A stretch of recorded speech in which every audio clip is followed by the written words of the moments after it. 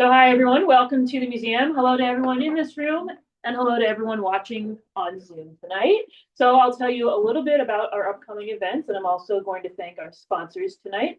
So I do want to thank both the Newton family as well as Dr. Sally Bauer and Easy Storage for sponsoring tonight's event.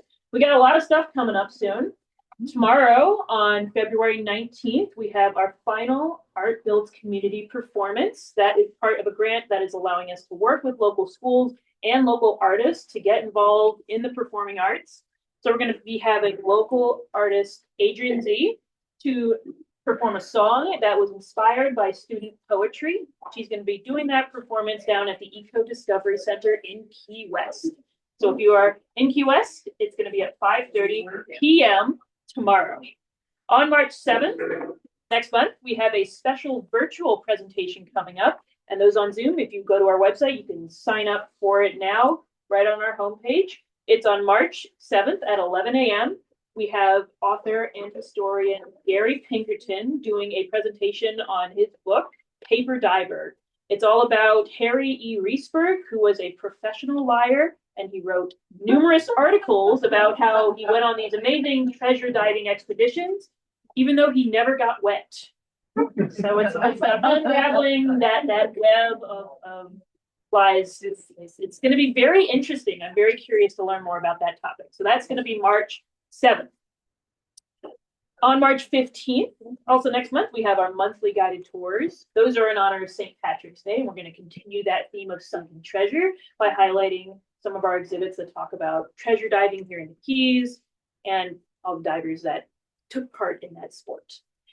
Next month's Immerse Yourself is going to be on March 18th. We are going to have local historian and PhD Dr. Corey Malcolm. He is an expert on Florida Keys history, and he's going to be talking about what I think is an extremely interesting topic, and that is German U-boats in the Keys, which is an often overlooked aspect of World War II. But we had German U-boats in the Keys, so it's going to explore their history, those battles, and the role that the Keys played in World War II.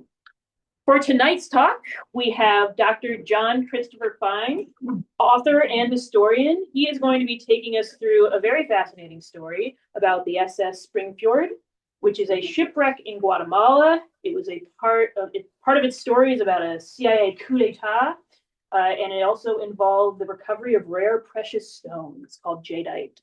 So without further ado, I'm going to hand things over to Dr. John Fine. $73.4 billion. What do they do with that? That's the CIA 2026 budget. You'll never know. They won't tell you. I will. Compare that with the 2022 budget of $65.3 billion for the CIA secret budget, when the United States Department of Justice for all counter-terrorism activity amounted to $18.8 million. The cast of characters go back to 1954. Innocuous though it seems, had to do with bananas. Oh, bananas. In those days, they were worth a fortune. A fortune because of where they were grown. The United Fruit Company owned 40% of the arable land in Guatemala. They paid no taxes. They owned the ports. They owned the railroads. They owned the telephone and telegraph companies. And they owned the government. Oh, the United States of America loves dictators. They can be corrupt, like Batista and his criminals who murdered 20,000 innocent Cubans with their security services. But they can't be too corrupt. Too corrupt is when you get caught. That's Guatemala with its two ports, one on the Caribbean and Puerto San Jose on the Pacific coast. Puerto Barrios is on the Caribbean side. You just take a boat right across the Belize if you want to go diving. There are little areas around Puerto Barrios. Not bad. That part of Belize is not bad either. There's some nice islands you can dive. Pacific, the water's not clear. The diving is generally deep, but there's big stuff that comes in there. Plenty of sharks, billfish everywhere. Here's the culprit, a Ukrainian gangster by the name of Sam the Banana Man Zimuri. He came over to the United States in an immigration early on after being born in 1877. Sold bananas as a push cart in Brooklyn, New York. That's where he learned his gangster tricks. Rose to the head of the United Fruit Company. The ship's there. The White Fleet. They take passengers. They take bananas. They owned everything. Jacobo Arbenz was the democratically elected president of Guatemala. One of very few, perhaps the only one. Everybody else was a military dictator. They loved it. They corrupted them. Arbenz, a military man himself, who arrived as president of Guatemala after a coup, but then was democratically elected, decided, well, no, they've got to start paying taxes, United Fruit Company. No more free rides. The people here are poor. They're paying nothing, and they've corrupted the government. So we started to impose a tax. Whoa, who was in charge then? You know, in 1953, Uncle Joe Stalin, President Roosevelt's man in the White House, according to Harry Hopkins, the communist that was there, that gave everything away, that caused the Iron Curtain to fall over all of those innocent countries in Europe. Stalin died in 53, Nikita Khrushchev came in 54. The Cold War, who was president? White David Eisenhower. American icon, an American hero. But who did he pick to run his government? He was an older man, he was a nice guy, he wasn't really in charge. This guy was in charge. Recognize him? John Forster Dulles. What did his brother do? Allen Dulles. Allen was head of the CIA. Background. The Dulles brothers were partners in a New York City law firm, Wall Street firm. That firm represented United Fruit Company. Oh, it doesn't end there. Sam the Banana Man, Zimuri, decided that he's going to get rid of Arbenz so that he can go back to his corrupt practices. He hired a guy by the name of Ed Whitman, another guy by the name of Ed Bernays. For what purpose? To tell everybody that Jacobo Arbenz was a communist. A commie! In those days, that's a dirty word. And for this man, that's a terrible word because he saw what Stalin did. Roosevelt let him do it. Roosevelt was at that time mentally unstable and physically unable to cope with what happened at Yalta. Churchill was garrulous. He didn't interfere. Stalin had his way. That's why the Iron Curtain fell over those European countries. Now, on our continent, the land of the Monroe Doctrine, are we going to allow communists? Well, Zimuri entered into that wonderful campaign. Communist. So the democratically elected president of Guatemala, in a coup, was forced out. I had this in a museum up in Gettysburg, Pennsylvania. Ike's original jacket with his stars on. Ike's house in Gettysburg, Pennsylvania, that I visited and did articles about. Ike's fireplace, that's the Lincoln fireplace from the Lincoln White House. His aides bought it for him on his retirement out of an auction. There it is. Beautiful place. They lived simply. He was a simple man. Turn back the clock to 1952, and that's how Ike and Mamie lived in Gettysburg, Pennsylvania upon retirement, this home. They bring their TV dinners and sit on those chaise lounges and watch television. This is the desk that Eisenhower sat in when Gary Powers was captured by the Russians flying the U-2 plane. I show you this as background to the events that happened in Guatemala. That's the SS Springfjord. It was built November 11, 1939, in Trondheim Mechanics Work. Norway. Oh, that was the wrong time to have a ship, wasn't it? Launched in 1940. What happened to Norway in 1940? The Germans took it over. Became a Nazi ship. They reclaimed it as Brudenheimer. And they used it all during the war. Wasn't sunk. Wasn't sunk till the CIA got involved. Here's our little dive team in Guatemala, going out to explore the shipwreck of the SS Springfjord. Working here on a small boat, on a shipwreck that's 125 foot deep in the Pacific, where I can see to the first person in the row here, on a good day. To prove what? To prove the farce that the CIA concocted, that that ship was bringing arms to Guatemala in controversy of the American idea of arming a communist country. No way. No. Eisenhower, through the two spokespersons of the Dulles brothers, decided we are not going to cooperate with Guatemala anymore. They started planting false reports. Schultzberger was a friend of Sam the Banana Man in Zimbabwe, a good pal of his. They planted stories in the New York Times about this communist leader of Guatemala that's turning the country upside down. There's got to be anti-American. No more weapons from the United States. So they started buying junk from Czechoslovakia, and nothing worked. None of the bullets they had fit any of their rifles. Well, Somoza was in power in Nicaragua at the time. Somoza decided, well, he's going to go in cahoots. He's a dictator, greatly in favor of the American government, certainly the CIA. They planted a cache of Russian weapons in Nicaragua. Finally, they decided that's too much. The press is just going to say, nah, come on, you're faking us here. Can't happen. Won't work. No. So that was forgotten. But the CIA didn't forget their bag of tricks. They armed Castillo Armas, rebel soldier in Honduras with an army. They armed them. They had them on the border between Honduras and Guatemala ready to invade. They dropped willy-nilly bombs on the capital city. And here, with the SS Springfjord,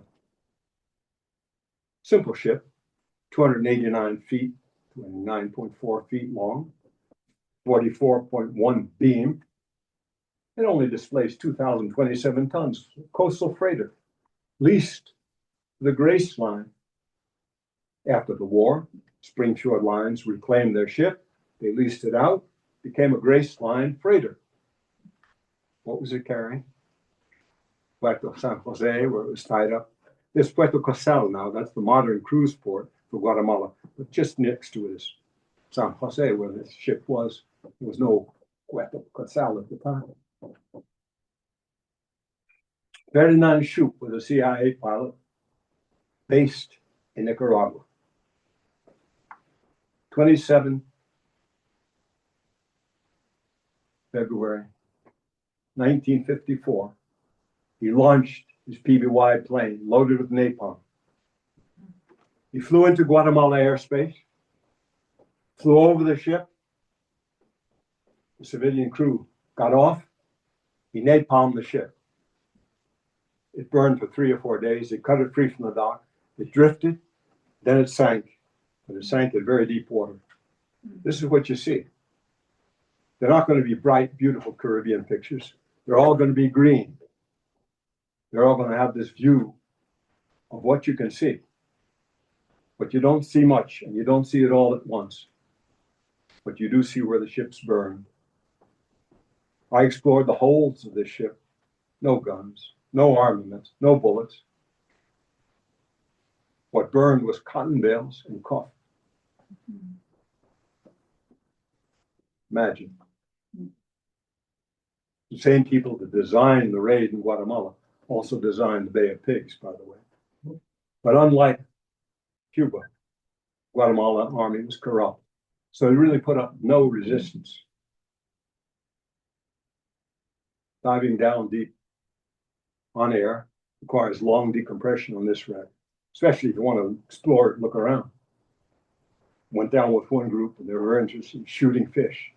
They shot fish, they grabbed the porthole. I was busy exploring down into the hole, going around the ship to see if there was any remnant, burned remnant, laying in the ship that burned for 3 days. Any armaments would have still been there. Those scavengers would have pulled them out, would have been melted into a fused mass. Nothing of that at all. Nothing. Nothing. They proved the falsehood, the lies that were promulgated for profit by American gangsters that controlled the country. There's a porthole in that bag. I guess every diver wants a porthole. Too heavy for me to carry home from there, but I got something I'll show you in a minute. It's pretty cool. Long decompression there. No sense taking a chance. Not in a country like that where you can't get recompression. So, did a lot of decompression diving. And the fellows were spearfishing, something they love to do there. Guatemala for large billfish is only catch and release, but you can spear these fish. Those of you who'd like to spearfish, well, it's a glorious day for them. Our little team with that porthole in the Springfjord. I did an article in History magazine about this, and I was contacted by a man that had the bell from the Springfjord. I said, "Where'd you get it?" It was a trailer park. I went in, they had a sign out, garage sale. And I bought a few things. I said, "What's that over there?" I said, "Oh, it's an old bell." I said, "I'll give you $2 for it." I got the bell from the Springfjord. I said, "Why don't you sell it to me?" He said, "All right, $1,000. Out of inflation, huh? I didn't buy it. There it is. Panda divers. Roberto Mathieu, a friend of mine, owns a coffee plantation down there. And they're out that German guy. That little hole, that's where I found the treasure. I should have taken the picture before I pulled the thing out, but I didn't think of it. I was so excited to get this out that I pulled it out. And then I thought later, well, I maybe better take a picture. There you are. The civilian pottery on this coastwide freighting. Salvador Railway Company. I have that. When you get something like this, you have to soak it in fresh water for a long time. Otherwise, the salt crystallizes as it dries and break it up on you. So either stick it in your toilet bowl tank or keep changing the water in the pot somewhere and it will crumble on you. Here's Miriam. I don't know why she pulled that up. A big lobster pot, I suppose, and one of the treasure detectives. I told you about the CIA involvement, Bay of Pigs. Well, the United States really double-crossed them. They promised air support, they never did. Never got. What we got were all the Cuban criminals, Secret Service, the military, the people that were controlled by Santos Traficante. The name mean anything to you? One of the big American gangster bosses. Mario Lansky, certainly. He was Santos Traficante's man that ran the casino. The gangsters in Cuba ran prostitution, drugs, every kind of dirty, filthy thing that you can imagine, and all the casinos. The ship, CIA ship, ran aground, never got its bullets over the Bay of Pigs to support that. You see it here. Some of the fun diving right where the Springfjord is sunk. Billfish. Catch and release only for billfish in Guatemala, a good thing. But by golly, when you see this, you realize how strenuous it is. You think the guy is reeling that reel in, is doing a lot of work. Imagine the poor fish. People say, "Oh, fish don't feel pain." Nonsense. Of course they feel pain. I don't fish, but I was very pleased to get in the water and take these pictures. Otherwise, it's really, those of you that dive, no, it's really rare. You can come up on the sailfish long enough to get a picture. You can see them at a distance, but then with them wide-angle planes, they get a little tiny, tiny little thing. So here I am with this fella. Took the hook out, and Roberto is reviving, pulling it through the water by the bill, just to aerate his gills. Now I'm taking you back someplace. Different kind of gangsters. These are Chinese mafia. Guatemala is one of the richest countries in the world in terms of natural resources. It's the only place now where real jadeite exists. Now, there's jade, There's nephrite. There's 60 different kinds of colored stones, some of them green, some of them white, some of them purple. The Chinese carve them. They love them. They use it in jewelry. We're not too fancy about jade here. Some people like it, some people don't like it. But nevertheless, it is the most expensive gemstone in the world. More valuable than diamonds. A necklace of 16. I'll show you a picture of one like it, not the one that was sold by Sotheby's Hong Kong. But a necklace sold for $9.8 million in Sotheby's Hong Kong. Oh, it's worth the money. My friends rediscovered Maya jade. There are only two places in the world where jadeite jade exists. Different steel on the Frederick Moore scale. Talcum powder is 0. Diamonds are 10. The Frederick Moore scale just gives a sense of hardness of gems. Steel on the Frederick Moore scale runs from 5 to 6. Nephrite, which you can mark, if you turn a piece of nephrite over, you can mark it with a knife, 6.5 to 7. Jadeite, 6.9, 7.5. It's very hard. It's also very brittle. But it is the stone. It is the stone of eternity. The stone of the Maya. As you see here, the depictions from the early pictographs of Mayan carving jade. It's the stone that they were buried with. These funeral masks made of jadeite. They will live for eternity. When the Spanish came, they called it Piedra de Ista, Piedra de Rinones. Well, Rinones means kidney, but it means stone of the loins. They thought it had sexual potency as an aphrodisiac. The masks, funerary masks, are amazing. Valuable? Well, this is a small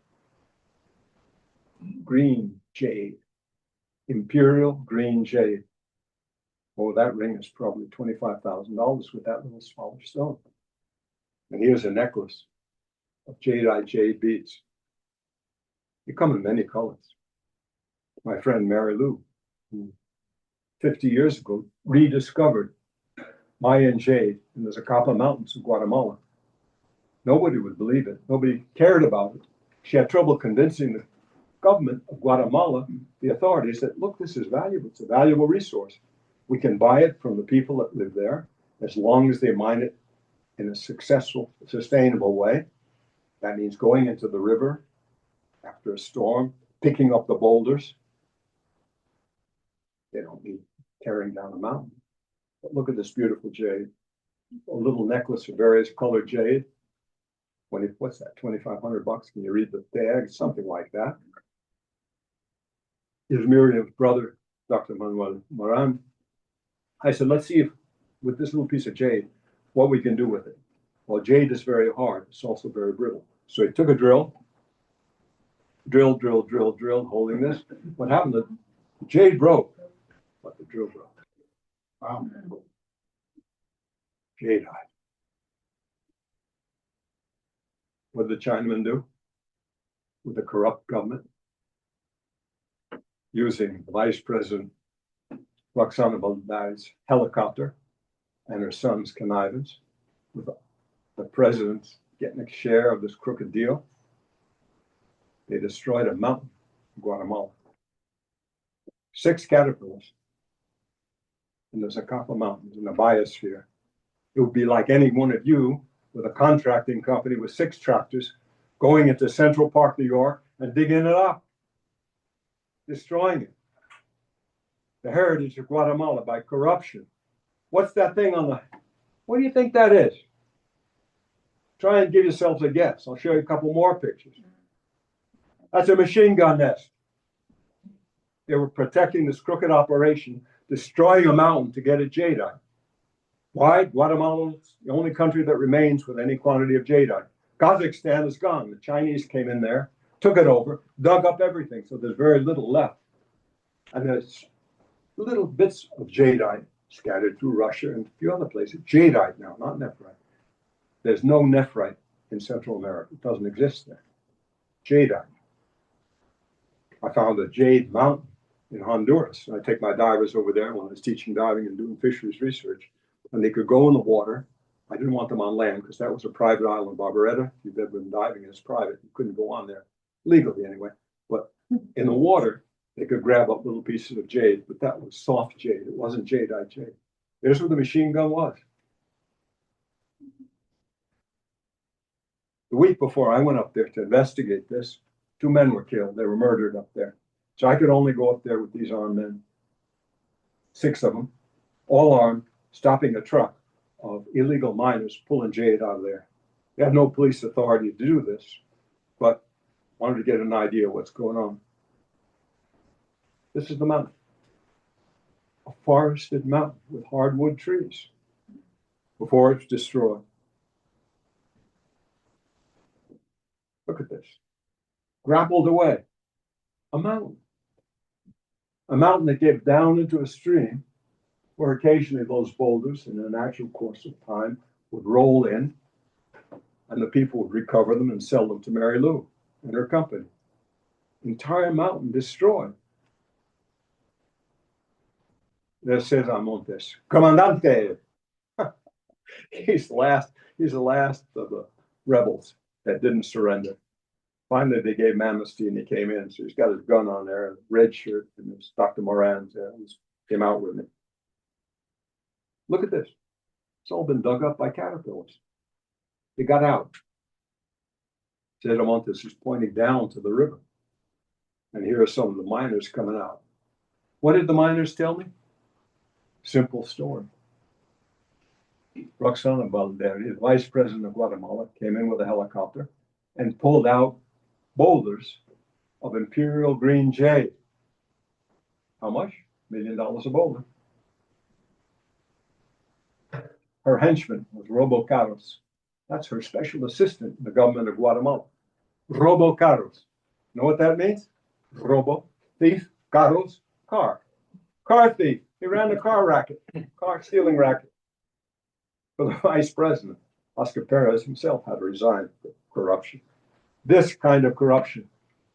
But this kind of corruption, those things in Blanca's hand and in Cesar Montes' hand are tear gas canisters.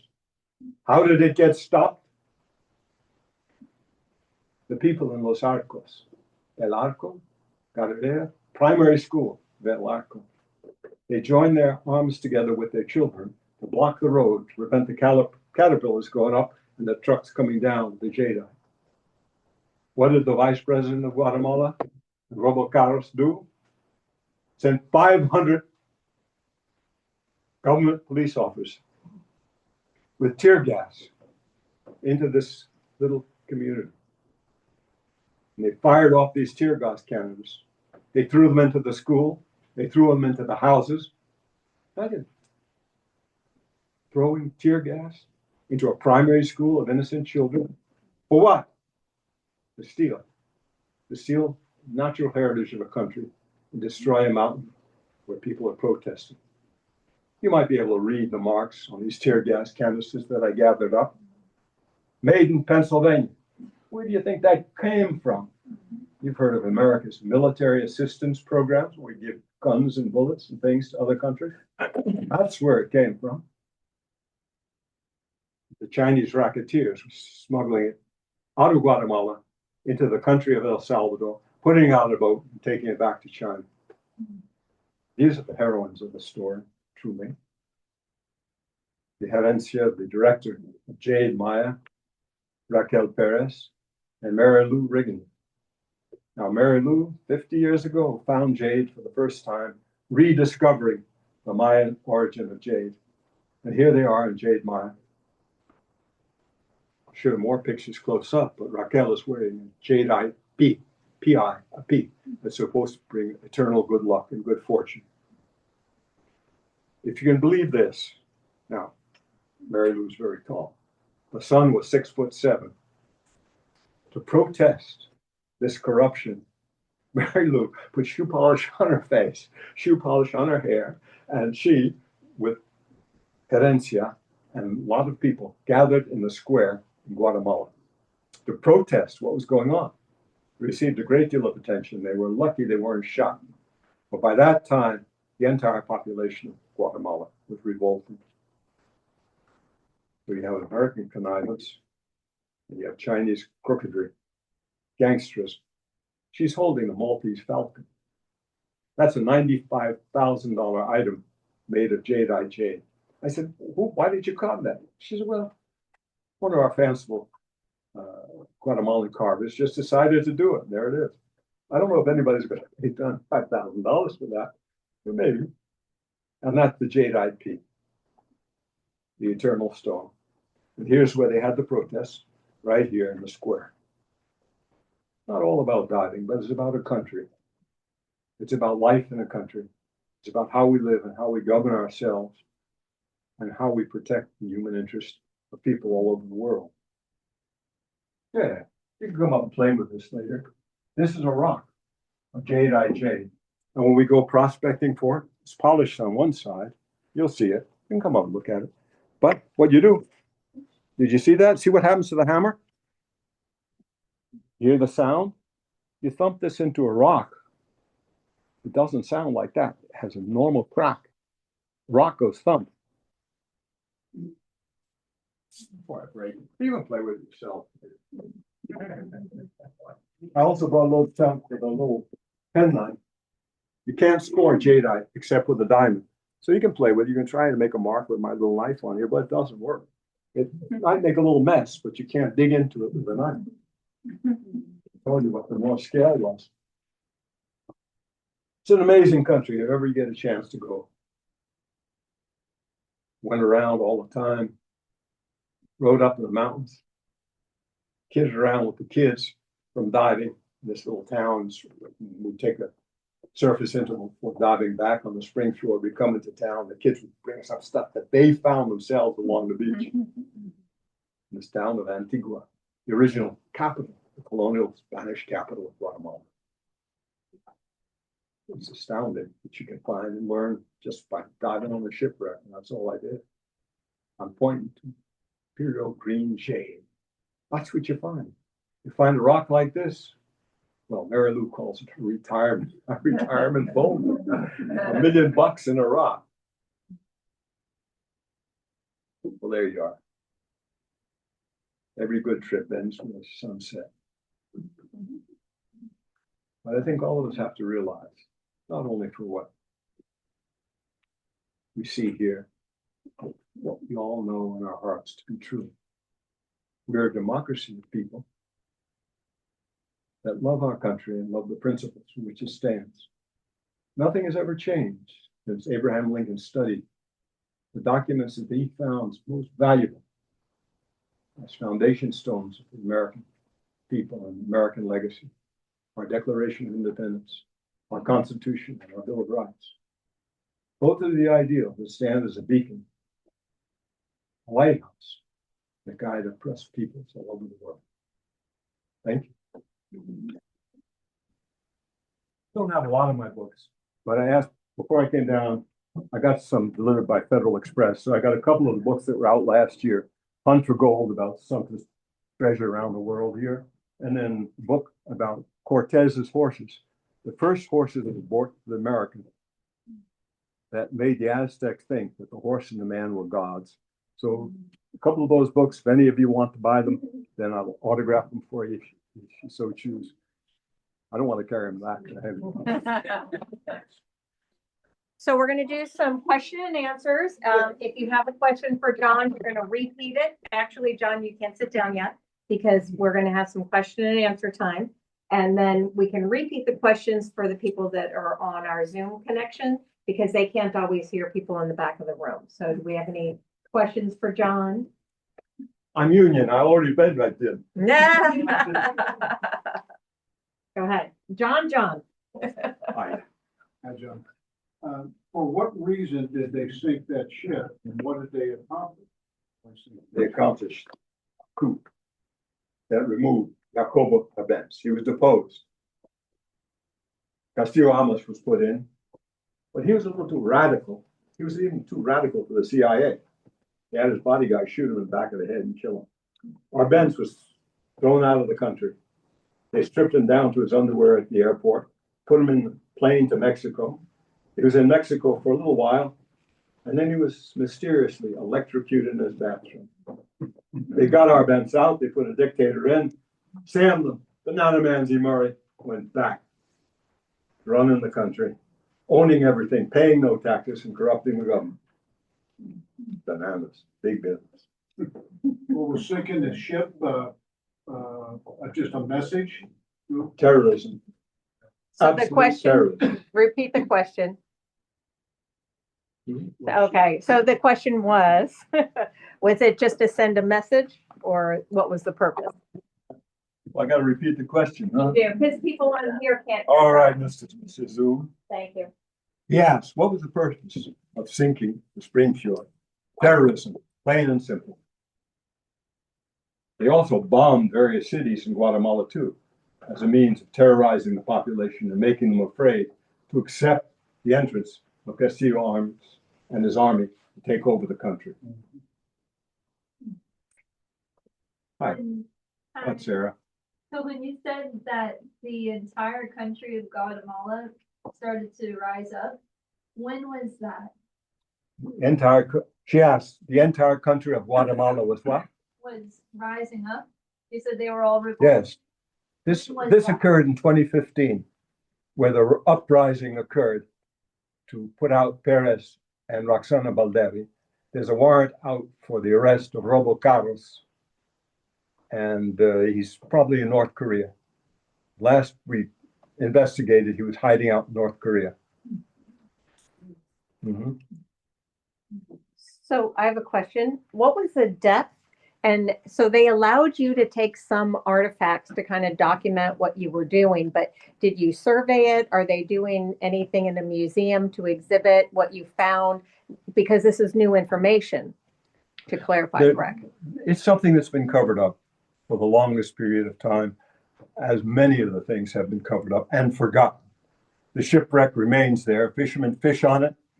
Artifacts of no real significance or value on that shipwreck, none. It's burned. So when the divers pull up a porthole, it's on exhibit in Pana Divers in Guatemala City. If you died there, you probably died with Pana Divers. They've got the porthole there. Or not. But no other great value. No, not gonna find gold coins there. Hey, John, good job. Great talk, learned a lot. Uh-oh, here it comes. No, I was just gonna say. No tomatoes. You must get a lot of kind of threats, death threats and things like that, because some of these things they don't want revealed, these governments. So have you been threatened in any way or? In my old life. Yeah. Yeah. My old life. Yeah. But in my new life, nobody knows me. But I was talking about this to a very large group of people. And one of the Batista guys stood up. Yes, Batista, they had a security service. They killed people. They tortured them. Cuba. Those are the ones that escaped when Castro took over. They flew the planes out over here. I was a medical missionary in Congo, and I was up in Stanleyville. I just got in when the rebels were driven out. And they were coming back in, but I got up there because that's where a doctor that I knew was murdered. Dr. Paul Carson was murdered there, so I wanted to go up and see what I could do. And what was written on the back of these leather jackets, they were totally out of place, these guys. El Toro. CIA pilots from Batista's Air Force working for the CIA, bombing the communists on the other side of the Congo River. Oh, yeah, all kinds of stuff been covered up over time. When you have that much black money that you don't account for, you can do almost anything. But they don't know I'm here. Well, Only you know. Well, I'll just say. Rachel will protect me. Just say we need more people like you. No. We really do. God will protect you. That's true. So far, so I'm good. Any more questions? Yes, Sarah. Is that jade in your belt? Just looking at the color. Is That- that jade in your belt? What? No, it's just a little cowboy horse thing. That's all. Another question over here. When did you first go down there, like, when all this was going on? Even before Castro took over? Oh, no. So the question was, when did John first go down Yeah. and start researching? when did I first go down to Guatemala? Well, you didn't know Miriam because she died of cancer. She's Guatemalan. So we will go down to stay with her family. And that's when I would first be going to Guatemala. And of course, we'd be diving both coasts, over in Belize. And what years were that? Oh, Okay. We have another question in the back. Well, it's kind of like to his question. What was your inspiration to start researching all this? Was it the diving first or the jadeite second? Like which, what made you want to do it? Was the diving first? Yep, diving all the time. The ship, that's what interested me. Then, as a result of that, Mary Lou and I became friends, and we started prospecting a little bit together, and I began investigating some of the problems that she was having and exposing in Guatemala. Yep, yeah, that's how it happened. Really.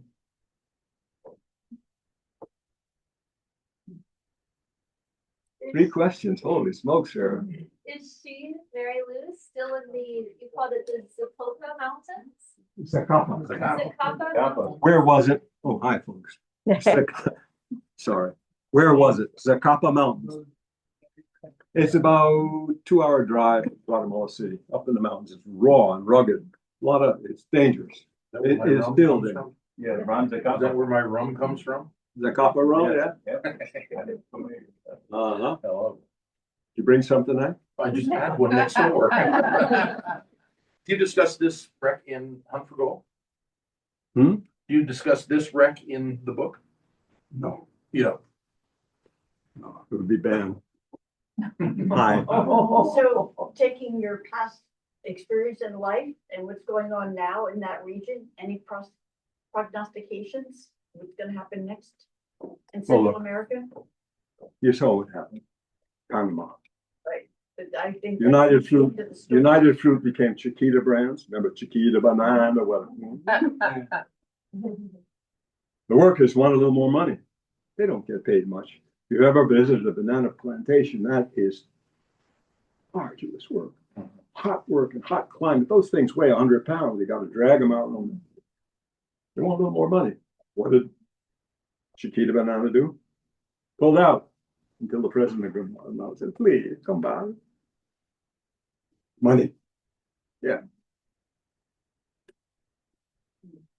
Everything else, well, you figure it out for yourself. Look at all the money that you and I are paying in taxes that go to support this called a black budget, by the way. Always follow the money. Try and follow the money. Julia has some online questions. Mhm. Do you have online? So one was the napalm that was used to attack the Springfjord, was that still a risk when diving the wreck? No, it exploded on the ship. Was the napalm a risk when diving on the shipwreck? No, there were no live bullets or armaments or napalm. Every one of the napalm bombs that 39 Ship dropped from the PBY, they all exploded, set the ship on fire. I think there's one more question. Uh-oh. We have another question at the time. Go ahead. Yeah, have you ever heard of a gentleman by the name of Walter Heinrich Monk? Say again? Have you ever heard of a gentleman by the name of Walter Heinrich Monk? Well, I do know that your daughter, Mr. King, had experience kind of interning with Dr. Monk, but I never met him and I don't know him. He was the same gentleman who brought in the troops for the Cuban invasion during the Bay of Pigs. Mm. He was the weather forecasting gentleman Wow. who worked with oceanography to make sure the weather was right, but things didn't work out, of course. Mm. In which case I was wondering whether or not you had any information as to why it is that he would bring in the troops, No. but yet draw back on the air. The quick question was Dr. Munt, who Sarah King interned with, and they know, but I have no information about any of his work, and I've never met Dr. Munt. What was the other question from inside? Do the Chinese have permission to prospect for the jadeite in Guatemala, or is there any interest from China? Pretty much you can. Okay. No, it's a nation that's pretty liberal in many, many ways. You can prospect. And the question is, can you export it? Can you have it? Can you keep it? But anybody can prospect for it. I have. And Mary Lou's 6'7" kid found the big, gigantic boulder that contained a vein. I don't exaggerate, a vein, emerald green, imperial jadeite, that deep. And since she has a business, she buys it, she accounts for everything, and then she has that factory and a museum. If you're ever in Antigua, Guatemala, go to the museum. It's wonderful. And they sell it, they make it into jewelry and sell it.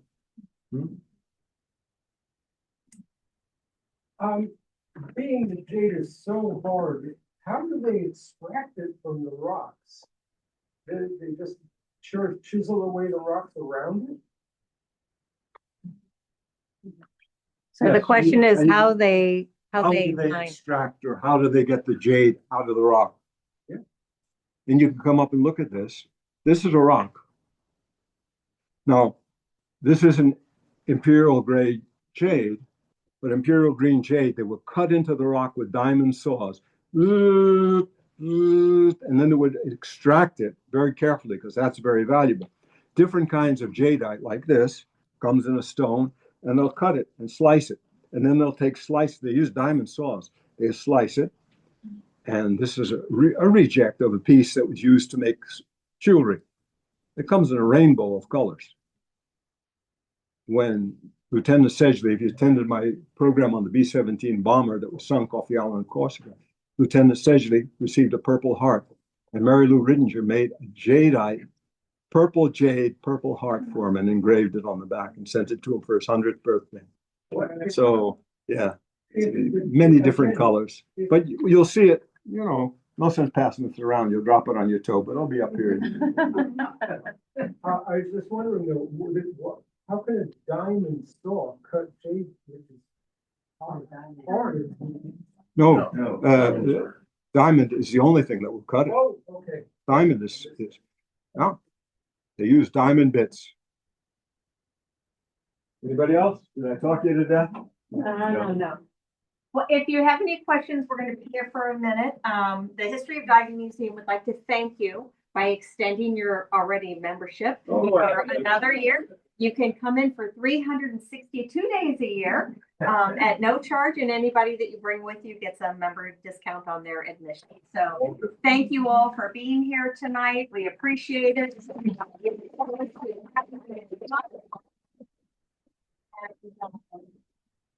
We appreciate our members and sponsors, so we'll see you soon.